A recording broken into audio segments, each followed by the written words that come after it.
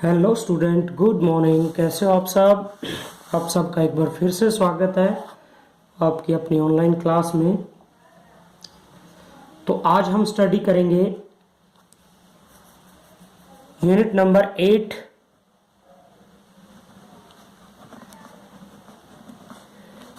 Chapter 2, radio activity.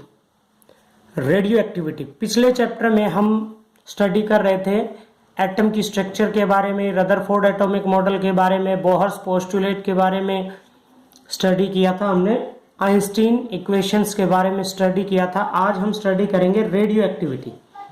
Radio activity होती क्या है? Radio activity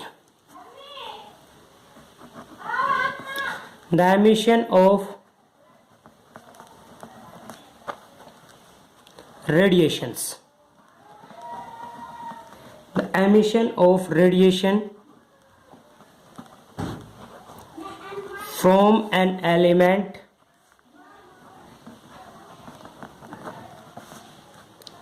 without any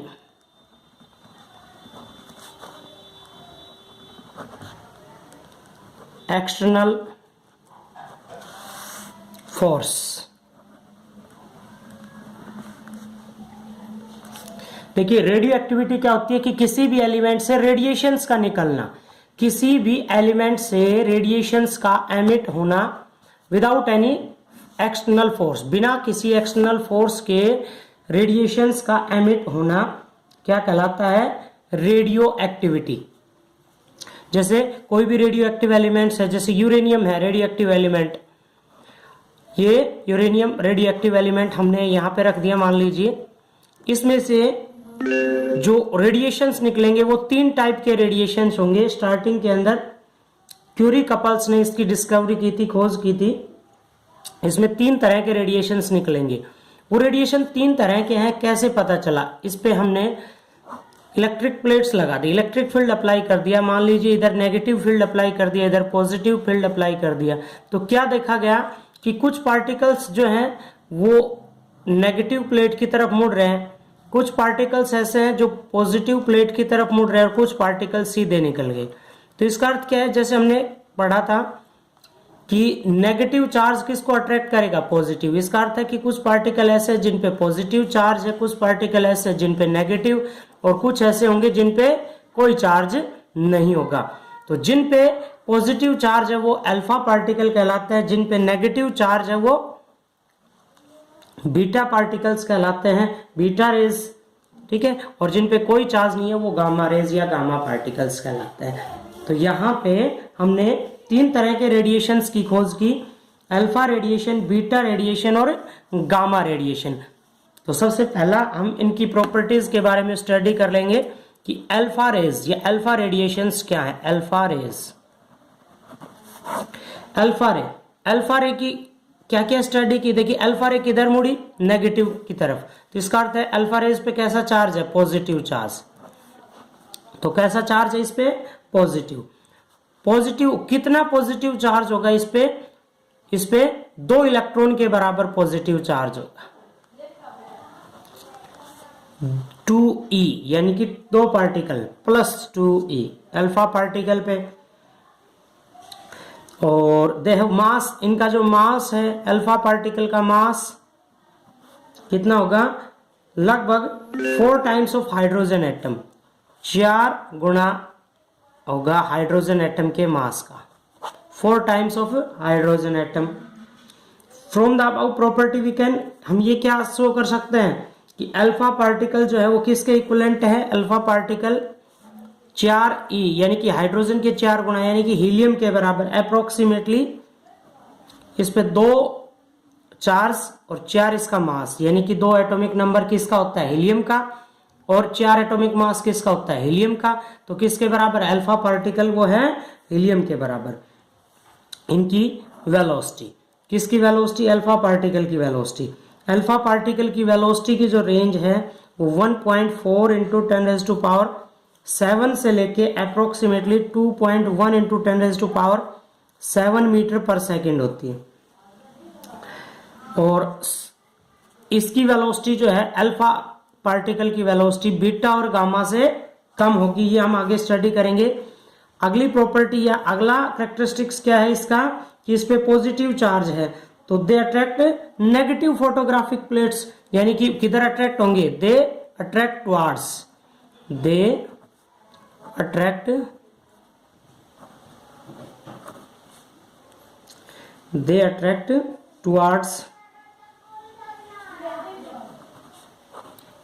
toward negative plate।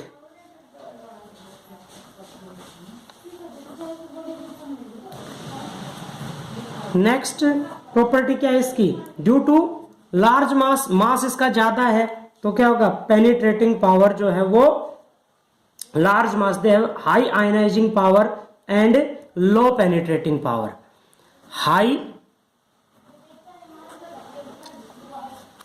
Ionization power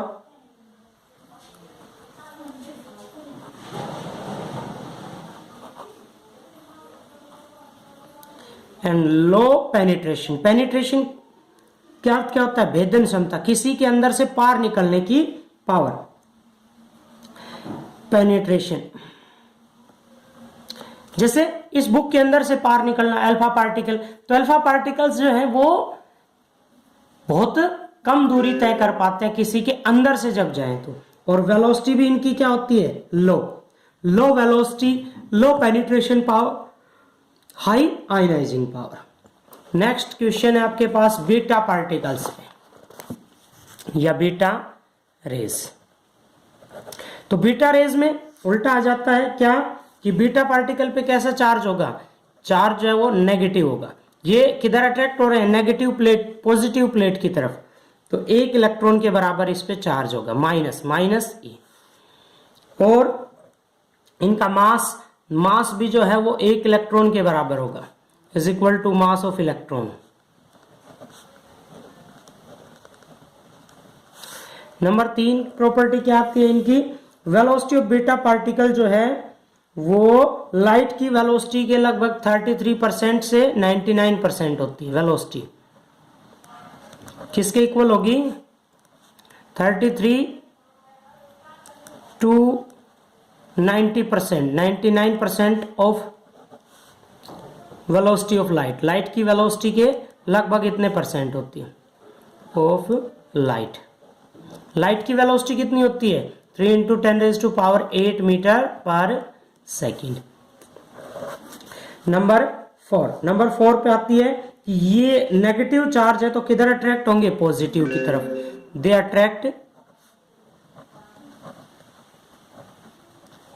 attracted toward positive plate, क्योंकि beta particle पे कैसा charge है, नेगेटिव, तो नेगेटिव चार्ज है तो किधर अट्रैक्ट होंगे, पॉजिटिव की तरफ। अगली प्रॉपर्टी में आ जाती है कि मास लेस मास है तो उस सिचुएशन के अंदर क्या आ जाएगा,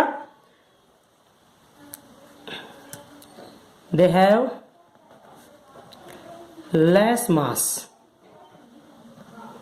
देन किससे, अल्फा, तो ionizing power, low ionization power,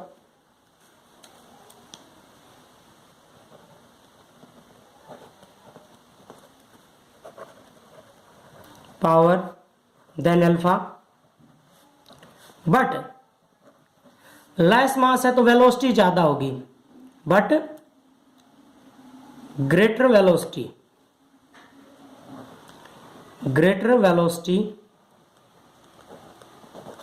and penetration power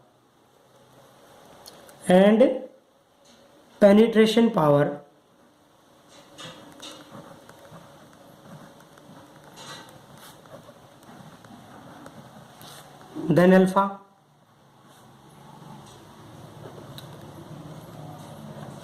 but ionization power किससे, गामा पार्टिकल से ज्यादा होगी इसकी, अल्फा पार्टिकल से कम होगी, गामा पार्टिकल से ज्यादा। इसी तरह से इसकी वेलोसिटी गामा पार्टिकल से कम होगी, पेनिट्रेशन पावर भी गामा पार्टिकल से कम होगी, but less than gamma particle या गामा रेज। ओके, नेक्स्ट चलते हैं गामा रेज। इंपॉर्टेंट है ये, इनकी प्रॉपर्टी आपने याद रखनी है। गामा रेज, गामा रेज में गामा के ऊपर कोई चार्ज नहीं होता, they have no charge.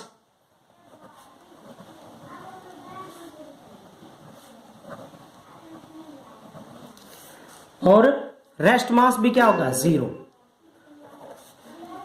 They have rest mass 0। और इनकी जो वेलोसिटी है वो लाइट की स्पीड के बराबर होगी। Velocity equal to c, speed of light के बराबर, 3 × 10⁸ metre per second. They have no charge, they will no affect the photographic plate. They charge नहीं होने के कारण they do not affect, they do not affect by photographic plate।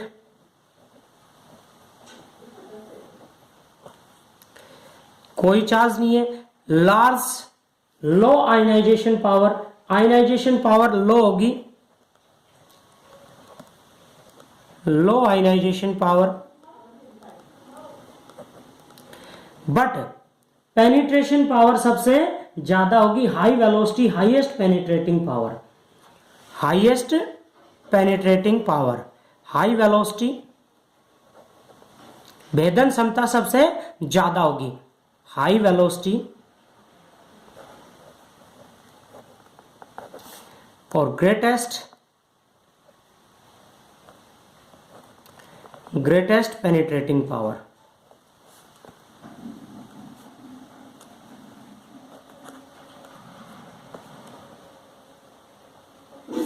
इनकी penetrating power सबसे ज्यादा होगी, भेदन क्षमता इनमें सबसे ज्यादा होगी। ठीक है, तो अभी हमने पढ़ा अल्फा पार्टिकल के बारे में, अल्फा रेज, बीटा रेज और गामा रेज के बारे में। ठीक है, नेक्स्ट स्टडी करते हैं हम रेडियो एक्टिविटी के बारे में, laws of radioactive decay, decay disintegration, बाहर निकलना, laws of radioactive disintegration.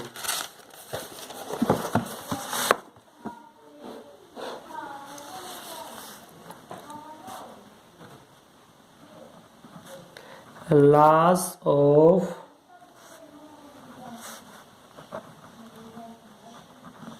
Radio active DK.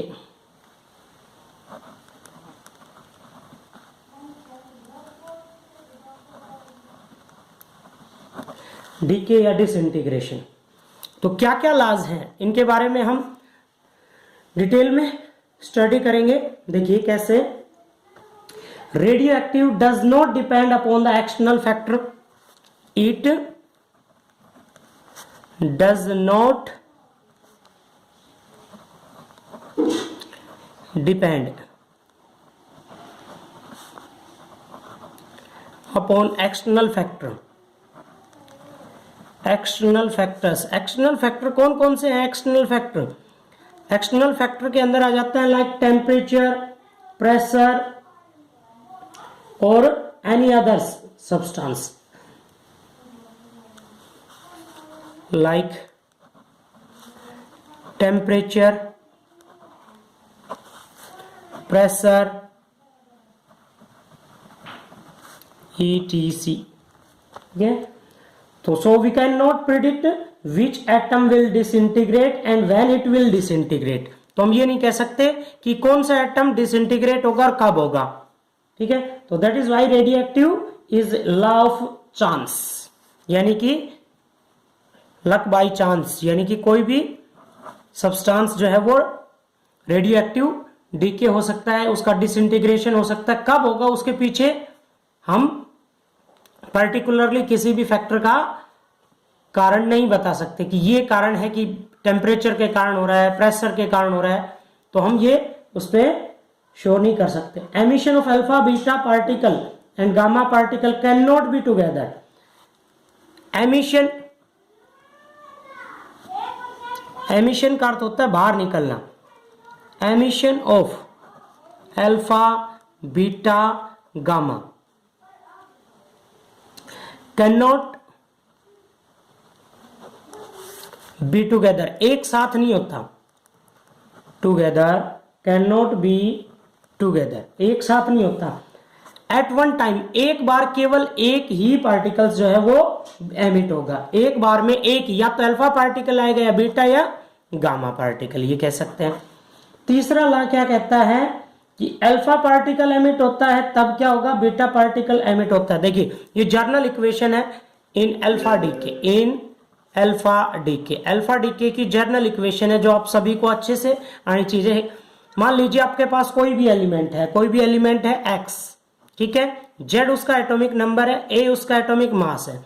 जब अल्फा डीके होता है इसमें से अल्फा पार्टिकल बाहर निकलेगा तो क्या हो जाएगा, ये नया एलिमेंट बन जाएगा, एक्स का हो गया वाई, पहले एक्स एलिमेंट था, इसमें से अल्फा पार्टिकल बाहर निकल गया तो क्या होगा, इसके एटॉमिक नंबर में से तो 2 कम हो जाएगा, इसके एटॉमिक नंबर में से 2 कम और मास नंबर में से 4 कम, और इसमें से एक अल्फा पार्टिकल बाहर निकल गया।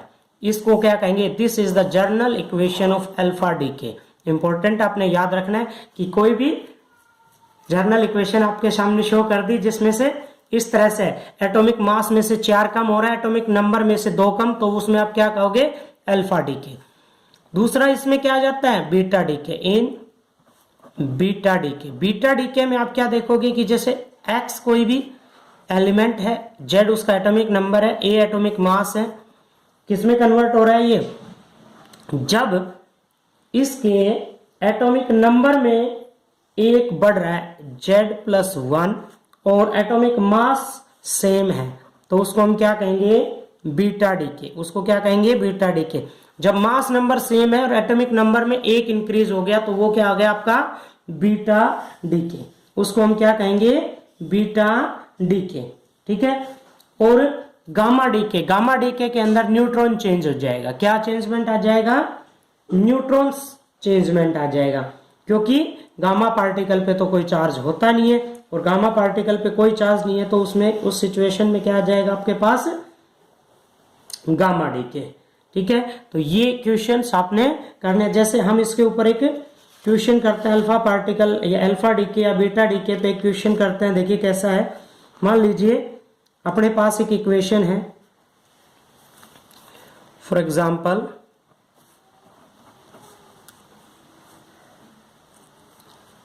U92 इसका एटॉमिक नंबर है, 238 इसका मास है, चेंज टू थोरियम X, यहां पे X की जगह पे वैल्यू फाइंड आउट करनी है, कितनी आएगी, 234 प्लस He42।